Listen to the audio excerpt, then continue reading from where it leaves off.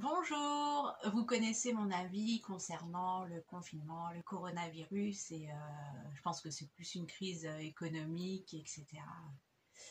qu'un virus, enfin je pense. Là c'était une petite vidéo pour mon prochain projet, c'est d'essayer de me nourrir de prana.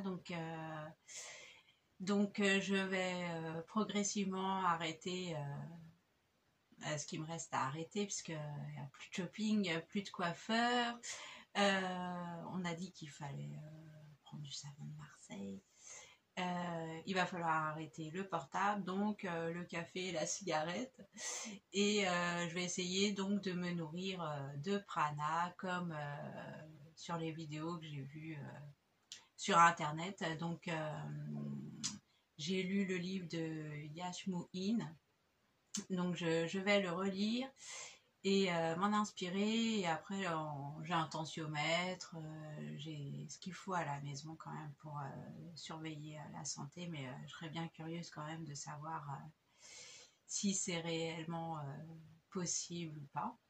Après, il y a des grands saints qui l'ont fait, notamment Padre Pio, euh, voilà, Sainte Thérèse de Lisieux, je sais pas. Enfin, voilà, il y en a beaucoup, vous devez les connaître aussi. Donc voilà, j'espère que vous allez pouvoir me suivre parce que le but en fait ce serait de suivre au quotidien le fait d'essayer de se nourrir de prana.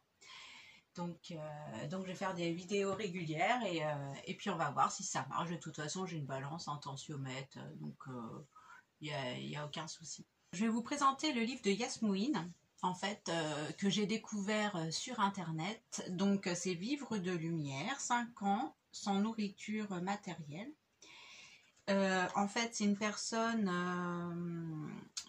qui avait les moyens de se nourrir correctement et tout ça, et qui avait une vie plutôt aisée, et qui a réussi en fait à se nourrir de lumière, c'est-à-dire à se nourrir de d'amour, moi je dirais plutôt de bon état d'esprit environnant.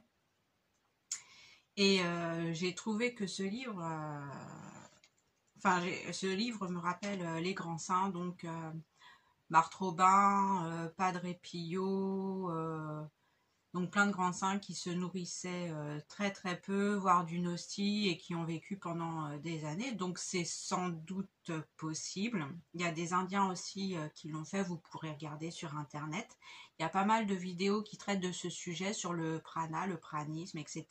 Ces dernières années, il y a le yoga qui est revenu à la mode.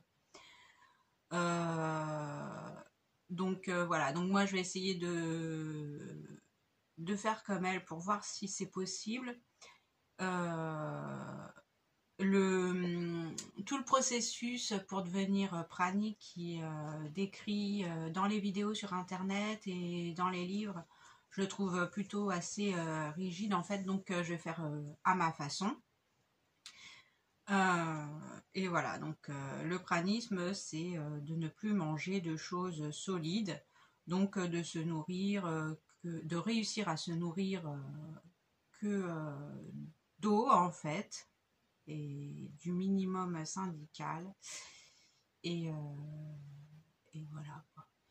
Donc si ça vous intéresse, vous pouvez le lire. Il y a des médecins, des grands chercheurs qui se sont penchés sur ce processus et les avis sont très partagés. Je conseille à personne de faire ce processus parce que je pense que ça peut être dangereux. Il y a des gens qui en sont décédés, donc voilà. Je ne me permettrai pas de le conseiller à qui que ce soit. En même temps, moi, ça m'interroge et puis j'ai envie d'essayer parce qu'on vit qu'une fois. Voilà, je vous souhaite une bonne journée et à bientôt.